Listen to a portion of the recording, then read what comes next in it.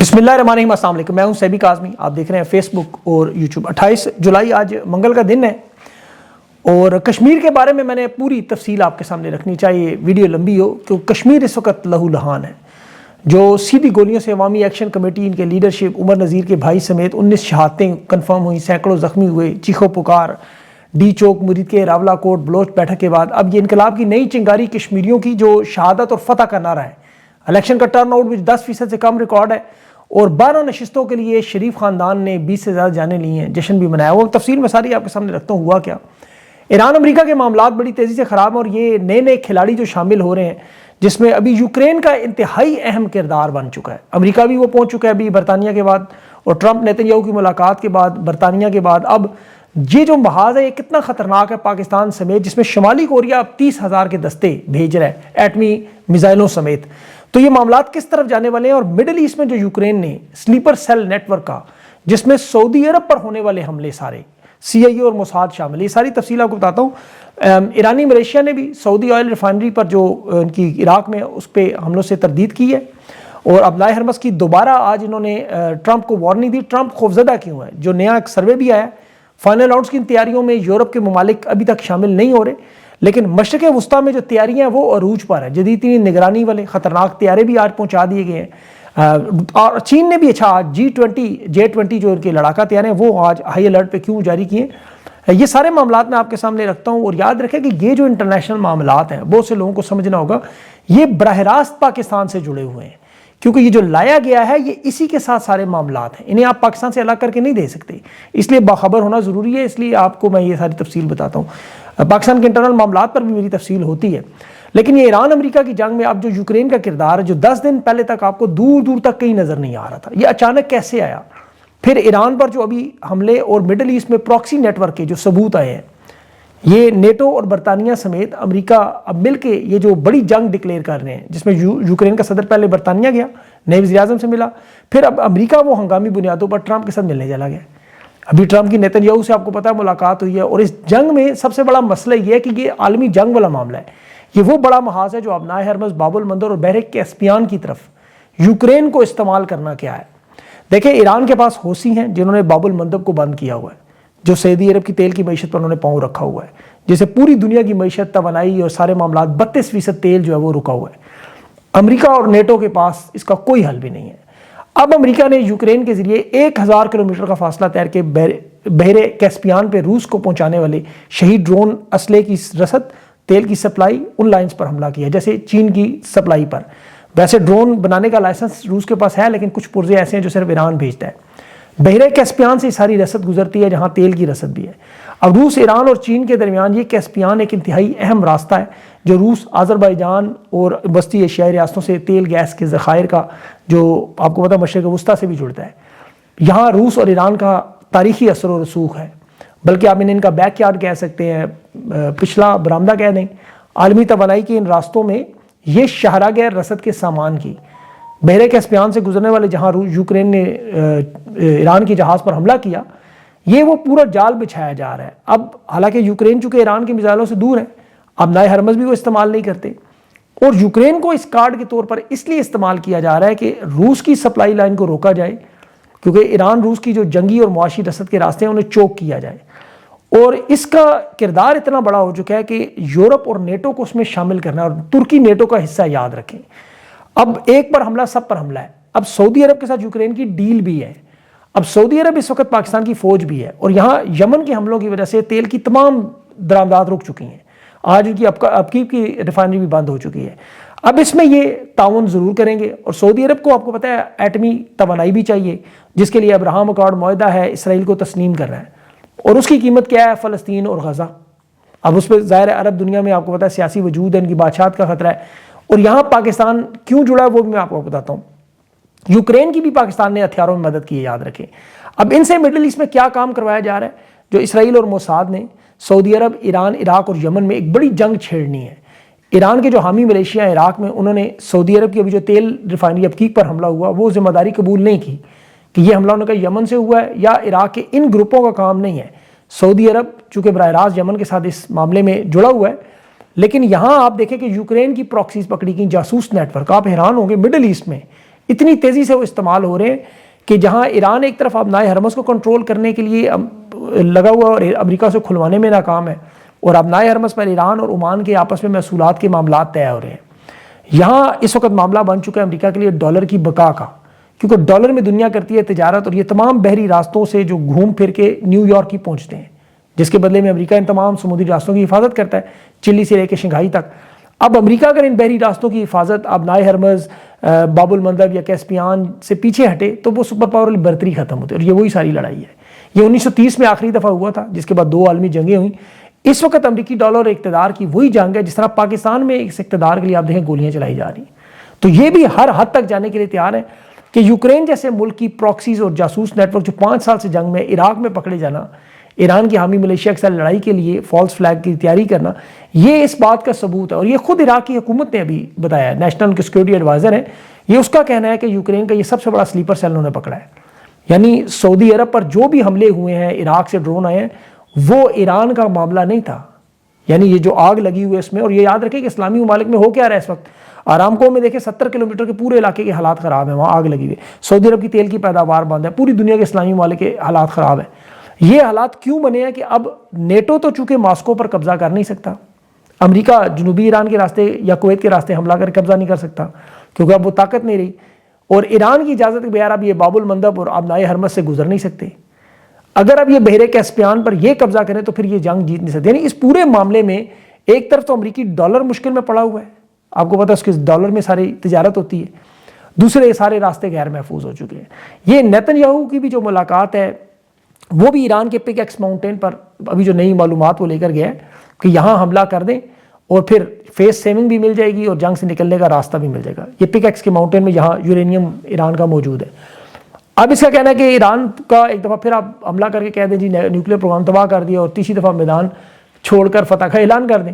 لیکن اس میں جو سب سے بڑا خطرہ ہے کہ اس دکھاوے کی حقیقی قیمت یہ ہو سکتی ہے کہ ایران کی وہ عوام جو 5 سال سے ایٹمی طاقت کو حرام مانتی تھی، اب وہ اپنی قیادت پر دباؤ ڈال رہے ہیں کہ دیکھیں اگر ہمارے پاس ایٹم بم ہوتا تو ہماری معصوم بچیاں اس طرح اسکولوں میں شہید نہ ہوتی، ایٹم بم ہر صورت میں بنائیں۔ ٹرمپ امریکہ میں بیانیہ یہ بیچتا ہے کہ میں ایران کا ایٹم بم روکنے کے لیے سب کچھ کر رہا ہوں، 70% امریکی اس کے ساتھ تیار نہیں ہے۔ یہ بھی راؤٹرز کا نیا پول آیا ہے کہ 33% امریکی سے اس کی حمایت کر رہا ہے، وہ بھی اس وجہ سے کہ جب وہ بتاتا ہے کہ میری جان خطرے میں بلکہ ٹرمپ کی بیوی ملانیا ٹرمپ کی جان خطرے میں، ایران کے سائنسدانوں اور لیڈرشپ کا بدلے میں پاسداران انقلاب کے اکاؤنٹ سے یہ دعوے کی تھے، وہ دکھا دیتے ہیں دیکھیں جی یہ ہماری جانیں خطرے میں، ہم جو کریں صحیح کر رہے ہیں، تو لوگ ان کی 33% حمایت کرتے ہیں۔ اب ڈونلڈ ٹرمپ اس وقت الیکشن نہیں جیت سکتا، نیتن یاہو الیکشن نہیں جیت سکتا۔ اب یہ سارا معاملہ الیکشن کا جو بھی پاکستان میں بھی آپ نے دیکھا ہے، پھر اسے یورپی اتحادیوں کو تعاون بھی نہیں مل رہا۔ یورپ کے سارے ممالک جانتے ہیں کہ یوکرین کی جنگ تو شروع ہو جائے گی ابھی، لیکن پھر ایران یا روس کے میزائل اگر یورپ کے انفراسٹرکچر پر لگے تو پھر یورپی ممالک جو اندھیروں میں ڈوب جائیں گے، کیونکہ ان کی تو ساری گیس کا سارا دار و مدار ہی نہیں راستوں پر ہے۔ اسی لیے سارے حالات بڑے کمپلیکیٹڈ، اور یہ آتے ہیں سارے کہاں؟ پاکستان کی طرف۔ یہاں بھی اقتدار کا معاملہ ہے۔ کشمیر میں آپ دیکھیں شہادت اور فتح کے نعرے آپ کو سنائی دی جا رہے ہیں۔ بلوچستان، خیبر پختونخوا، ثانیہ مرید کے بلوچ بیٹھک کے بعد اب جو راولہ کوٹ میں ہوا، یہ سارا معاملہ میں آپ کو بتاؤں، اس میں پاکستان کے حوالے سے تو دیکھیں کفن چور کا واقعہ یاد آ گیا، جو کفن چوری کرتا تھا اور بیٹے سے کہتا تھا کچھ ایسا کرنا لوگ مجھے بھول جائیں۔ وہ کفن بھی چوری کرتا تھا، لاشوں سے زیادتی بھی کرتا تھا۔ تو یہاں تو یہ اس باپ کو بلا کے کفن چور اولادیں مسلط ہیں۔ 53 دنوں میں کشمیر میں 57 نہتے لوگ شہید ہوئے ہیں۔ پاکستان کا کوئی حصہ ایسا نہیں ہے جو ان بدترین حالات کا اس وقت شکار نہ ہو۔ اب یہ سب کے سامنے کھل کے آ گیا کہ انٹرنیشنل مقاصد کے لیے اسے لایا گیا، اور اسے کیوں لایا گیا فیلڈ مارشل کو؟ کہ یہ قوم کے جو دلیر بہادر ان کا خون بہے، اور جب ان کا خون بہے پھر تو یزید کا تخت الٹتا ہے۔ کشمیر کے بھی رہنما سردار عمر نذیر کشمیری، اس کے بھائی کی شہادت ہوئی لیڈرشپ کی۔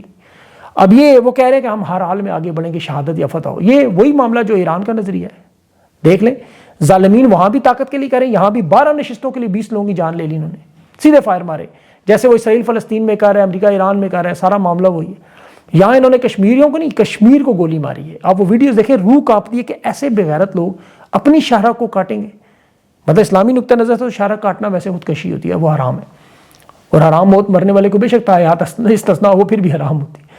اب ان کی فائرنگ کے نتیجے میں آپ دیکھیں کہ 19 لوگوں کی وہاں شہادتیں کنفرم ہوئی، جن کے نام بھی آ چکے ہیں اور 9 کی تصاویر بھی، اور سینکڑوں کی تعداد میں لوگ شدید زخمی بھی ہیں۔ ان میں شہادتوں میں وہ کشمیر کے لیڈرشپ ہے، عمر نذیر کشمیر کا بھائی جو ہے وہ، پھر ایک اور نوجوان وہ فہیم نامی 5 بہنوں کا اکلوتا بھائی دے گا۔ ایسے ایسے خوبصورت جوان انہوں نے شہید کر دیے اور قربانی کے جانوروں کی طرح ذبح کیے جا رہے تھے۔ یہ جو ویڈیوز کچھ آئی ہیں مظاہرین کی، اس کے بعد تو آپ نے بتایا یہ جو ہی سامنے آئی تو پھر موبائل نیٹ ورک انٹرنیٹ سارا بند کر دیا. وہ خوف آتا ہے ویڈیوز دیکھ کے. دریقے دھرنے میں شرکا مظفر آباد کی طرف لانگ مارچ میں جا رہے تھے. اس گراؤنڈ سے نکل کر جب یہ رابلہ کوٹ کی طرف بڑھ رہے تھے بہت بڑی تعداد میں تھے. پھر تینوں اطراف سے چھتوں پر سے سنائپر فائرنگ ہوئی. جس طرح وہ ڈی چوک میں ہاتھ جوڑ جوڑ کے انہیں کہتے رہے نا کلمہ پڑھنے والے میں نہ مارو، یہاں بھی لوگ اسی طرح کہہ رہے ہیں. وہاں پہ جو مقامی لوگ ہیں ان کے بیانات دیکھیں وہ سمجھ رہے تھے ہندوستان کی فوج کا حملہ ہو گیا، کیونکہ 78 سال تو یہی پڑھاتے رہے نا. بعد میں انہیں پتہ چلے تو فورسز اپنی ہیں. پھر شہادتیں ہوئیں، مساجد میں اعلانات ہوئے، کفن پہنچائیں، اسپتالوں کی طرف لوگ زخمیوں کو لے کے جا رہے ہیں. اور یہاں ظلم و ستم کی انتہا دیکھیں کہ یہ اسپتالوں کے باہر انہوں نے قبضے کر لیے، زخمیوں کی وہ مرہم پٹی روک دی، انہیں تڑپا کے ادویات نہیں دے رہے تھے، ڈاکٹروں کو اٹھا لیا، ڈاکٹر تعاون نہیں کر رہے تھے، وہاں باہر کڑے پیرے لگا دیے، دستے کھڑے کر دیے. وہ راستے جو اسپتالوں کی طرف جاتے تھے وہ بند کر دیے. یہ جنگ میں نہیں ہوتا، آبشار چوک کل مکمل بند تھا. کشمیر کے پھر وہ نوجوان بچیاں چیختی چلاتی ویڈیوز دنیا کے سامنے، مجبور اقوام متحدہ سے ہاتھ جوڑ رہی. آج اوورسیز کشمیریوں نے اقوام متحدہ میں پٹیشن ڈالنی. اب یہاں فون انٹرنیٹ بند ہے اور خون کی ہولی کس کے لیے؟ صرف 12 نشستوں یہ اقتدار کا معاملہ. اب اندازہ کریں کیسا یہ ذہنی مریض ہے جس کے بارے میں عمران خان نے کہا کہ جو الیکشن والے دن قتل عام کرے. مطلب عام ذہن رکھنے والا الیکشن والے دن کیوں کرے گا ایسے؟ یہ تو بیوقوفی ہے کہ آپ پہلے ہی 2 نمبر الیکشن کر رہے ہیں، گنتی کے چند ووٹ ہیں وہ گن رہے ہیں. آپ وہ ووٹ گنے، آپ کیوں عوام کی لاشیں گرا کے گن رہے ہیں؟ الیکشن کا ڈرامہ تو سب کے سامنے ہے. یہاں لوگوں کو شہید کر کے یہ کون سی عقل مندی ہے جس کا پہلے ہی الیکشن کا بائیکاٹ ہے؟ وہ جیو نیوز کا اپنا نمائندہ بتا تھا 1000 ووٹوں کے حلقے میں 65 ووٹ ٹوٹل پڑے، 10% ٹرن آؤٹ بھی نہیں ہے. 70% ٹرن آؤٹ تھا 2021 میں. کشمیر میں سب سے زیادہ ووٹنگ ٹرن آؤٹ ہوتا ہے اور یہاں ایک حلقے میں 500 ووٹ نہیں پڑ لیتے. دوسرے نمبر والا امیدوار دکھا رہا جی 18,000 ووٹ لے کے. یہ منصوبہ انہوں نے پہلے سے ڈیزائن کیا ہوتا. نون لیگ کو پتا تھا، الٹیمیٹم تھا ان کے پاس کہ مرکز پنجاب کی حکومت بچانی ہے تو آزاد کشمیر کا الیکشن ہر حال میں جیتنا ہے. انہوں نے گلو بٹوں کا دستہ پنجاب سے 10 بسوں میں 14,000 اسی لیے بھیجے تھے. جس طرح ثانیہ مرید کے ہوا، بلوچ بیٹھک ہوئی، کوٹلی ہوا، اب راولہ کوٹ، یہ سب کچھ پلاننگ کے ساتھ ہے. ابھی دیکھیں کچھ ہفتے پہلے وہ پونچھ سیکٹر میں ہندوستانی فوج جب آزاد کشمیر میں گھسی تو وہاں کھڑے جو مقامی لوگ تھے فوجیوں سے کہہ رہے گولی چلاؤ. انہوں نے کہا نہیں ہندوستانی فوج ان پہ گولی چلانے کا حکم نہیں ہے. مطلب گولی چلانے کا نہیں حکم ملا ہوا صرف اپنوں کے لیے ملا ہوا باقاعدہ. جس فخر سے ہم ساری زندگی کہتے رہے نا کہ آزاد کشمیر جموں کشمیر میں کروائیں ریفرینڈم، یہ کس کے حق میں فیصلہ دیں گے، بھارت کو کہتے رہے. آج دیکھ لیں دونوں کشمیروں کا حال. بھارتی کشمیر کو تو چھوڑیں، اس قتل عام کے بعد آپ دیکھیں کشمیر کس کا ساتھ دے گا. یہ جو مائیں بہنیں بیٹیاں چیختی چلاتی ویڈیو بنا رہی وہ ریفرینڈم ان کا ساتھ دیں گے. ان کے بارے میں تو اب نظر آ رہا ہے کہ مودی کے ساتھ ڈیل ہے، ادھر تم ادھر ہم.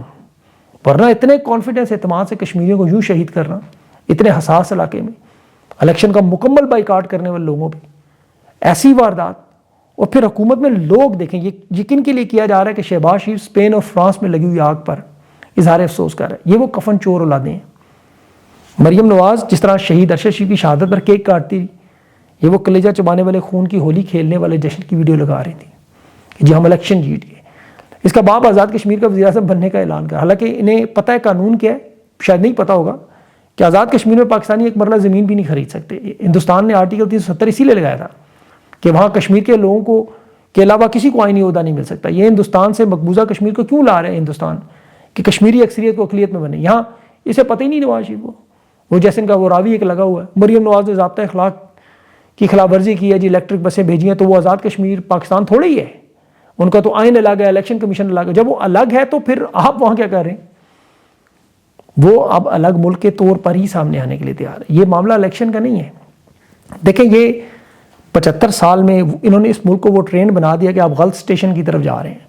اس پہ جتنی جلدی آپ اتریں گے کرایہ اور وقت آپ کا بچے گا. یہ جو آگ لگائی جا رہی ہے نا، یہ باقاعدہ پلاننگ سے انہوں نے بلوچستان، کے پی، آزاد کشمیر، یہ کوئی اتفاق نہیں ہے کیونکہ ہمیشہ 2 ہی ہمارے بڑے نظریات کے دفاع تھے، ایک فلسطین ایک کشمیر. آپ دیکھ لیں فلسطین میں نسل کشی تو چھوڑیں، یہ اسرائیل کے ساتھ جا کھڑے ہو گئے بورڈ آفس میں.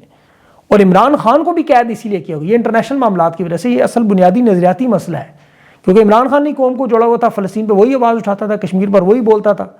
انہوں نے تو اربوں ڈالرز کا بجٹ 78 سال سے کشمیر کے نام پر بنایا. اقوام متحدہ میں وہی رٹی رٹائی تقریریں، کاٹو ٹانگ ہے شاہراہ کے، دیکھ لیں آج حال کے. اور میں تو حیران ہوں منافقین پہ جو بھی ہندوستان چند دن پہلے لاٹھی چار پہ چیخے مار رہے تھے.